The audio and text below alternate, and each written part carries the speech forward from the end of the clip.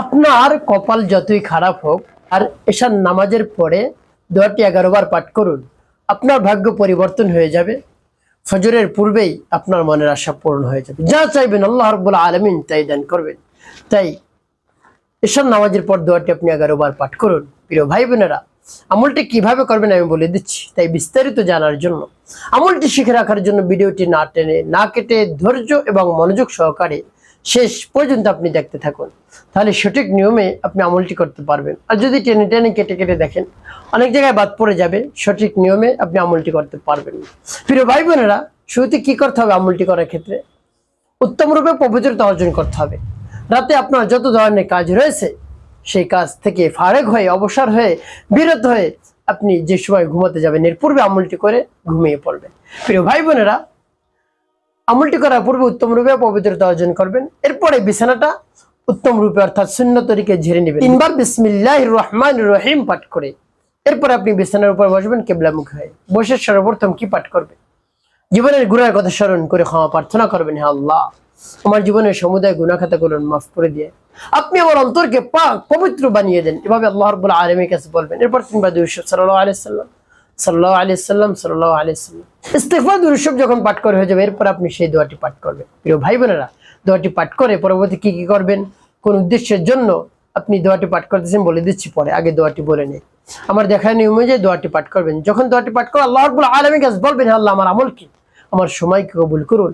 এই গভীর রজনীতে আমি আমলটি করতেছি, আমার আমলকে আপনি কবুল করুন। এভাবে বলে তারপরে আপনি দোয়াটি পাঠ করবেন। দোয়াটি বলে দিচ্ছি। বিসমিল্লাহির রহমানির রহিম। ইয়া কাদিয়াল হাজাত, ইয়া কাদিয়াল হাজাত, ইয়া কাদিয়াল হাজাত,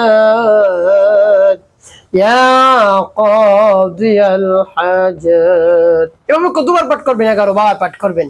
এরপর আপনি পাঠ করবেন, ইয়া যাল জালালি ওয়াল ইকরাম, ইয়া যাল জালালি ওয়াল ইকরাম। 3 বার পাঠ করবেন। শেষে 5 বার দুরূদ বিরাম পাঠ করবেন। আল্লাহুম্মা সাল্লি আলা মুহাম্মাদ ওয়া আলা আলি মুহাম্মাদ কামা সাল্লাইতা আলা ইব্রাহিম ওয়া আলা আলি ইব্রাহিম ইন্নাকা হামিদুম মাজিদ। আল্লাহুম্মা বারিক আলা মুহাম্মাদ ওয়া আলা আলি মুহাম্মাদ কামা বারাকতা আলা ইব্রাহিম ওয়া আলা আলি ইব্রাহিম ইন্নাকা হামিদুম মাজিদ। اللهم صل على محمد وعلى ال محمد كما صليت على ابراهيم وعلى ال ابراهيم انك حميد مجيد. اللهم بارك على محمد وعلى ال محمد كما باركت على ابراهيم وعلى ال ابراهيم انك حميد مجيد. اللهم صل على محمد وعلى ال محمد كما صليت على ابراهيم وعلى ال ابراهيم انك حميد مجيد. اللهم بارك على محمد وعلى ال محمد كما باركت على ابراهيم وعلى ال ابراهيم انك حميد مجيد. اللهم صل على محمد وعلى ال محمد كما صليت على ابراهيم وعلى ال ابراهيم انك حميد مجيد. اللهم بارك على محمد وعلى ال محمد كما باركت على ابراهيم وعلى ال ابراهيم انك حميد مجيد.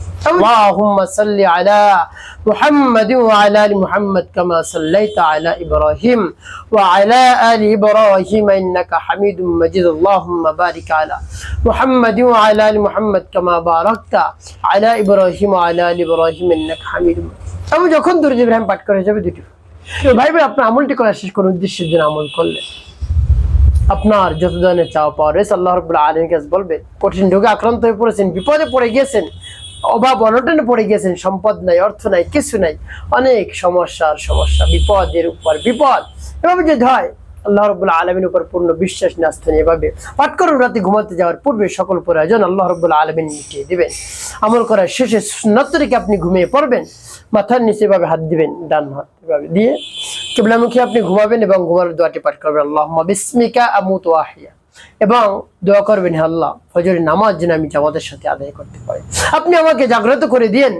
যদি জাগ্রত না হতে পারি, নামাজ আদায় করতে না পারি, তাহলে আমার এই আমল বরবাদ হয়ে যাবে, নষ্ট হয়ে যাবে, কোনো কাজ হবে না। প্রিয় ভাই বোন, এভাবে আল্লাহ রাব্বুল আলামিনের কাছে পরিপূর্ণ বিশ্বাস এবং আস্থা নিয়ে আমলটি করুন। দেখবেন আল্লাহ রাব্বুল আলামিন সবকিছু দিয়ে দেবেন ইনশাআল্লাহ। একটি কাজ আপনাকে করতে হবে, 5 ওয়াক্ত নামাজ আদায় করতে হবে, মানুষের কল্যাণে খিদমতে কাজ করবেন। অবশ্যই আপনার জীবন হবে সুখময় এবং শান্তিপূর্ণ। ইনশাআল্লাহ।